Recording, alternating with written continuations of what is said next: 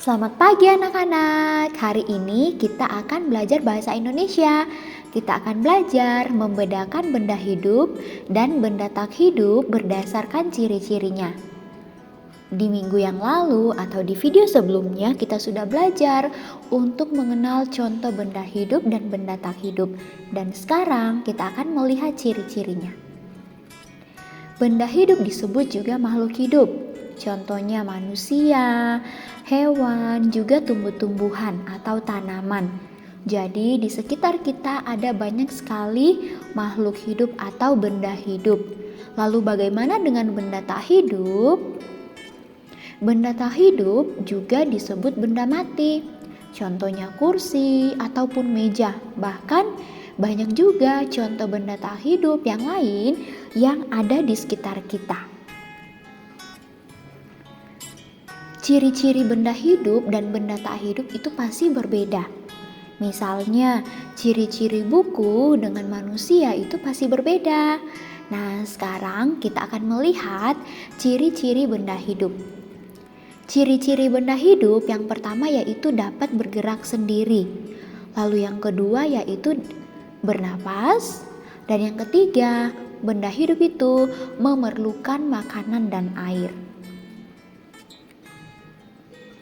Selanjutnya, bagaimana dengan benda tak hidup? Ciri-ciri benda tak hidup yaitu tidak dapat bergerak sendiri. Jadi, benda tak hidup tidak dapat bergerak sendiri ya. Yang kedua, tidak bernapas. Dan yang ketiga, tidak memerlukan makanan dan air. Jadi, ciri-ciri dari benda hidup dan benda tak hidup itu berbeda. Coba perhatikan beberapa ciri-ciri di sini.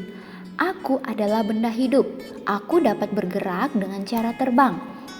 Aku adalah pemakan buah dan biji-bijian. Sebagian besar tubuhku tertutup oleh bulu. Aku tidak memiliki gigi, namun memiliki paruh. Aku adalah titik-titik. Nah, berdasarkan ciri-ciri yang ada ini, kita dapat mengambil kesimpulan bahwa benda tersebut adalah burung. Itu adalah benda hidup ya. Selanjutnya, bagaimana dengan ciri-ciri ini? Aku adalah benda tak hidup. Aku tidak dapat bergerak. Aku juga bisa berpindah tempat jika seseorang mendorongku. Aku mempunyai 4 kaki sehingga aku bisa berdiri tegak. Aku terbuat dari kayu. Aku digunakan sebagai alas untuk menulis. Aku adalah... Menurut kalian, kira-kira benda ini apa ya? Meja ya. Jadi, meja ini mempunyai 4 kaki ya. Oke, nah sekarang kita mau mencoba untuk membuat kalimat menggunakan kosakata tentang benda hidup dan benda tak hidup. Misalnya burung. Kita dapat membuat kalimat menjadi Dimas memelihara burung di rumahnya.